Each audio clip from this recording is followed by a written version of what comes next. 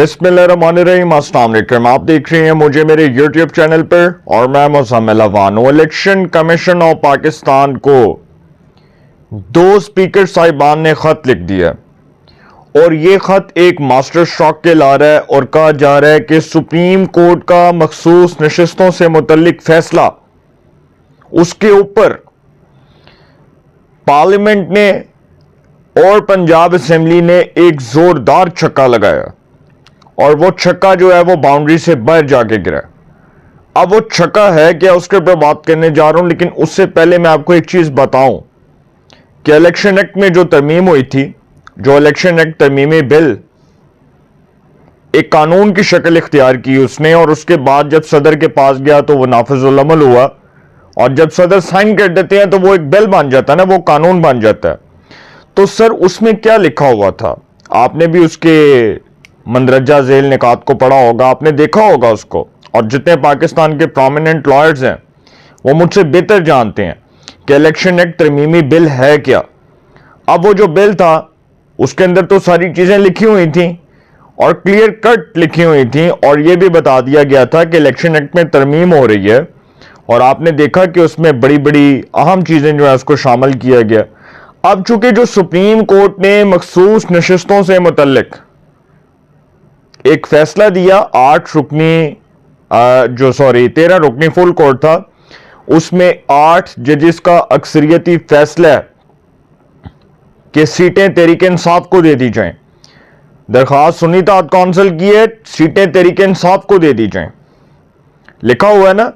लेकिन सर उसमें यह भी लिखा हुआ है कि इलेक्शन कमीशन ऑफ पाकिस्तान जो है वो इनको सीटें दे दे सुन्नी इत्तेहाद काउंसिल से तहरीक इंसाफ तक का जो सफर था। वैसे तो इमरान खान साहब को मुबारक हो कि उनकी जमात पहले तहरीक सुन्नी इत्तेहाद काउंसिल थी, फिर उसके बाद तहरीक इंसाफ बनी, अब पता नहीं कौन सी नई जमात बनती है। वैसे तहरीक इंसाफ का जो वजूद है वो तो आहिस्ता आहिस्ता ख़त्म हो रहा है, और आप वक्त के साथ साथ देखेंगे कि ये जो जमात है जिसको बड़े प्यार से, बड़ा लाड प्यार से लाडला रियासत पाकिस्तान बनाकर उसके लीडर को और उस जमात को पाकिस्तान के इक़्तिदार पर मुसल्लत किया गया था, ज़बरदस्ती जबरी तौर पर मुसल्लत किया गया था, उसके संगीन नताइज आज इस कौम के सामने निकल रहे हैं।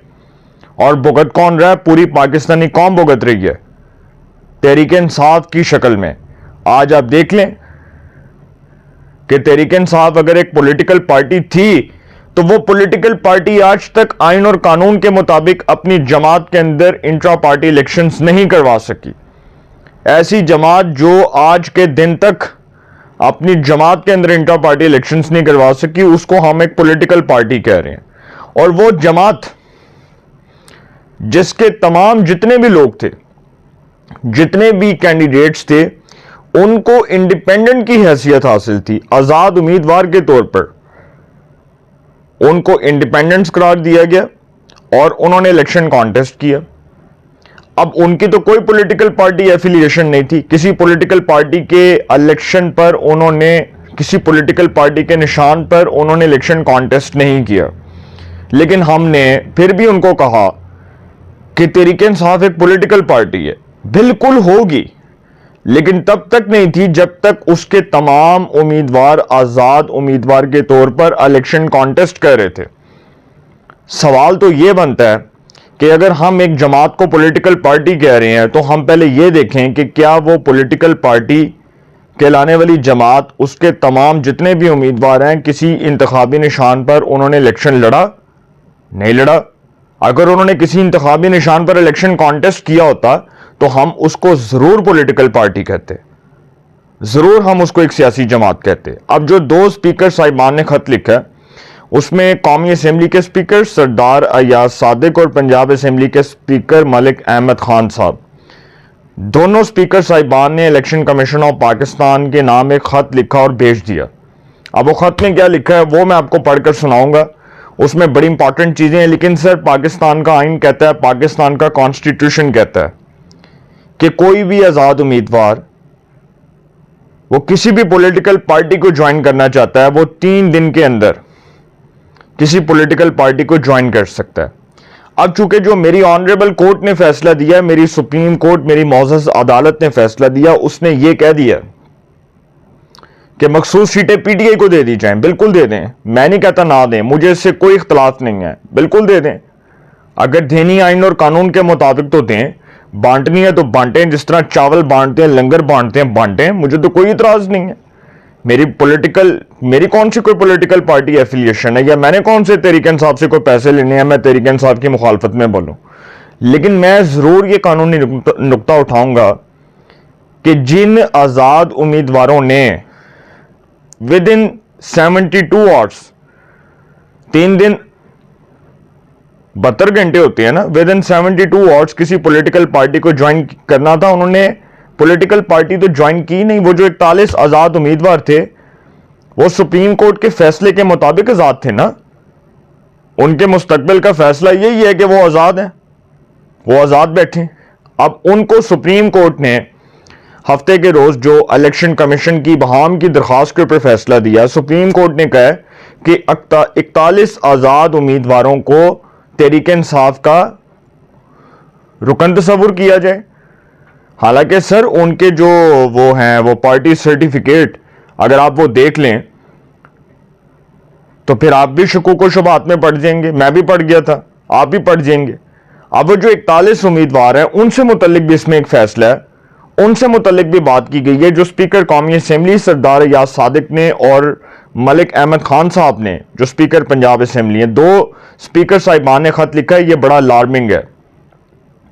اور یہ جب کوئی کہہ رہا ہے کہ جی سپریم کورٹ میں چیلنج ہوگا تو سر گیم بدل بھی سکتی ہے، کیونکہ اس میں بڑے اچھے قانونی نکات انہوں نے اٹھائے ہیں، جو میں سمجھتا ہوں کہ سپریم کورٹ کا مخصوص نشستوں سے متعلق جو اب تک تفصیلی فیصلہ نہیں آیا اس کے اوپر بھی ایک ریورس گیئر لگ گیا، اور وہ فیصلہ اب مزید کھٹائی میں پڑ جائے گا۔ وہ کس طرح وہ میں آپ کو آگے جا کے بتاؤں گا۔ ایک تو ایاز صادق صاحب نے جو سپیکر قومی اسمبلی سردار ایاز صادق صاحب نے جو خط لکھا ہے چیف الیکشن کمشنر کو، انہوں نے خط میں چیف الیکشن کمشنر سکندر سلطان راجہ سے اپیل کی ہے کہ پارلیمنٹ کی خود مختاری قائم رکھتے ہوئے مخصوص نشستیں الاٹ کی جائیں۔ انہوں نے خط میں لکھا کہ سپریم کورٹ نے اپنے فیصلے میں الیکشن کمیشن کو ہدایات دی ہیں کہ وہ آزاد ارکان کو کسی اور پارٹی میں شمولیت کی اجازت دے۔ سپیکر کا خط میں کہنا ہے، ایاز صادق صاحب کا خط میں کہنا ہے کہ پارلیمنٹ کا منظور کردہ ایکٹ صدر کے دستخط کے بعد نافذ العمل ہو گیا ہے۔ مزید کہا گیا کہ ایکٹ کے تحت جس رکن نے کاغذات نامزدگی کے ساتھ پارٹی سرٹیفکیٹ نہیں دیا وہ آزاد تصور ہوگا۔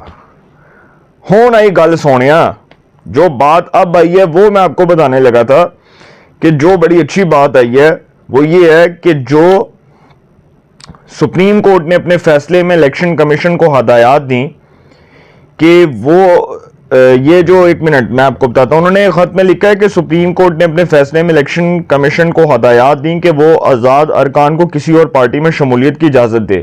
سپیکر کا خط میں کہنا ہے کہ پارلیمنٹ کا منظور کردہ ایکٹ صدر کے دستخط کے بعد نافذ العمل ہو گیا ہے۔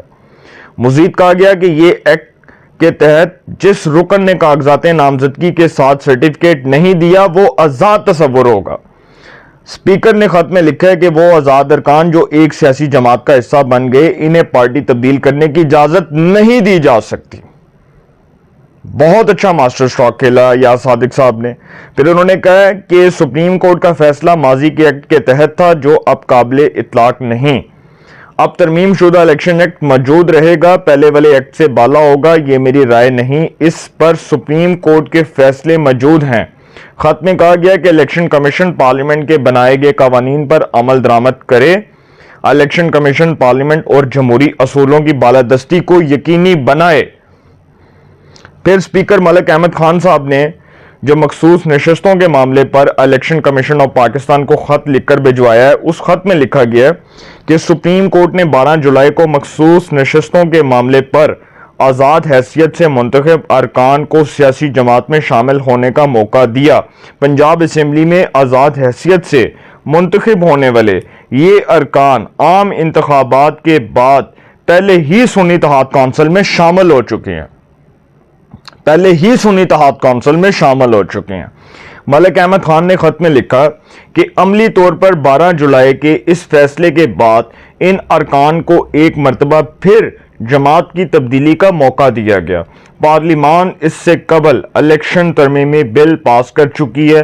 الیکشن ترمیمی ایکٹ صدر پاکستان کی منظوری کے بعد گزٹ آف پاکستان میں بھی شامل ہو چکا ہے۔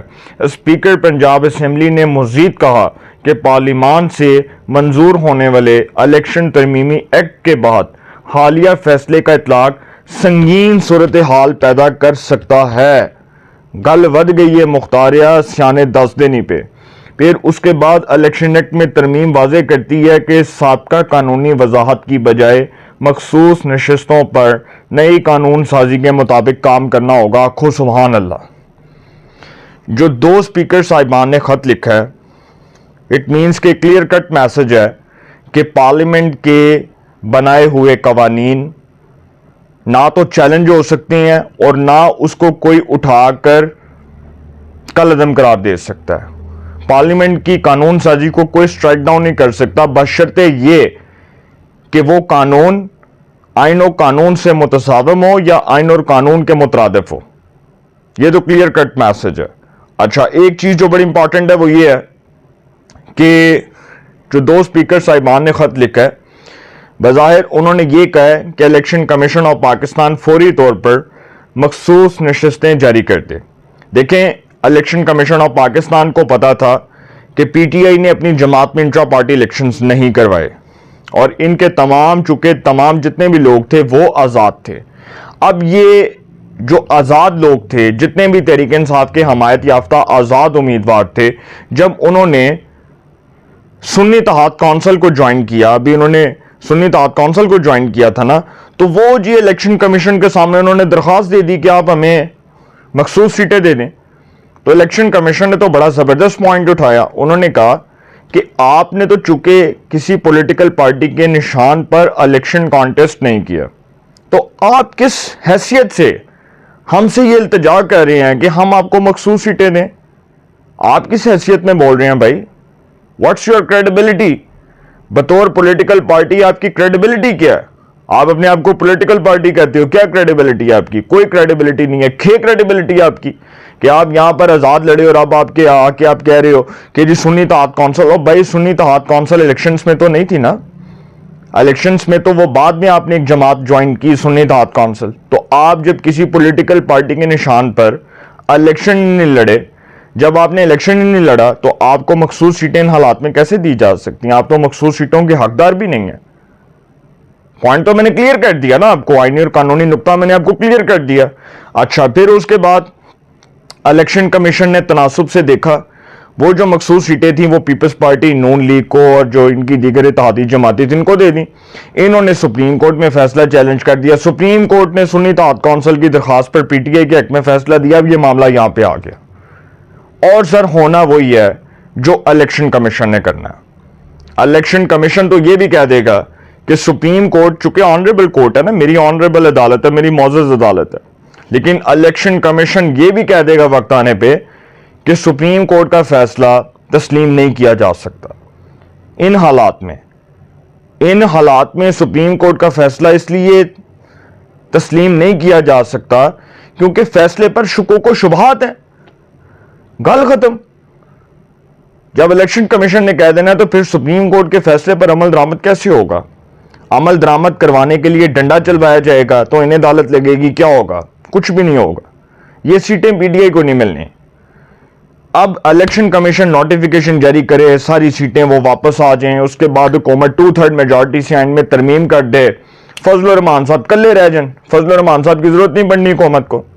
تو حکومت نے ایک ماسٹر اسٹروک کھیلنے کے لیے یہ پلان بنایا ہوا ہے کہ چونکہ انہوں نے دو اسپیکر صاحبان نے الیکشن کمیشن آف پاکستان کو خطوط لکھے ہیں، تو جو خطوط لکھے ہیں دونوں اسپیکر صاحبان کی طرف سے جو لکھے گئے ہیں اس میں یہی کہا گیا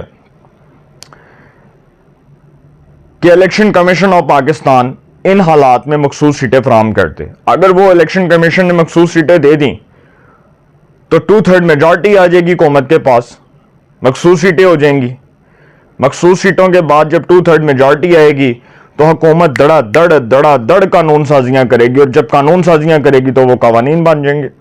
گل ود گئی ہے مختاریہ سیانے 10 دن ہی پہ، تو جمعے سے پہلے یہ فیصلہ آ گیا۔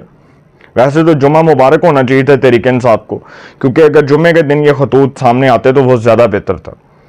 تحریک انصاف کو جن مرضی حالات میں، کوئی سمجھتا ہے نا اگر تحریک انصاف کو کوئی سپورٹ مل جائے گی یا کوئی اندر سے کوئی آ کے سپورٹ کر دے گا یا کوئی نیا شخص آئے گا وہ تحریک انصاف کو ریلیف کے بنڈل پیکجز دے دے گا، تو سر تحریک انصاف کی خام خیالی اور ارمانوں پر بڑی بری طرح پانی پھرنا ہے۔ عمران خان صاحب پاکستان کے اس پولیٹیکل سسٹم سے بڑی بری طرح ایلیمنیٹ ہو چکے ہیں، ہمیشہ کے لیے ہو چکے ہیں، اور وہ پاکستان کے اداروں کی نظر میں ناقابل اعتبار سیاستدان ہے، ناقابل اعتبار سیاستدان ہے۔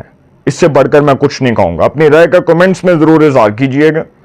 انشاءاللہ ایک نئے سیگمنٹ کے ساتھ پھر ملاقات ہوگی۔ اپنا بہت خیال رکھیے گا۔ اللہ نگہبان۔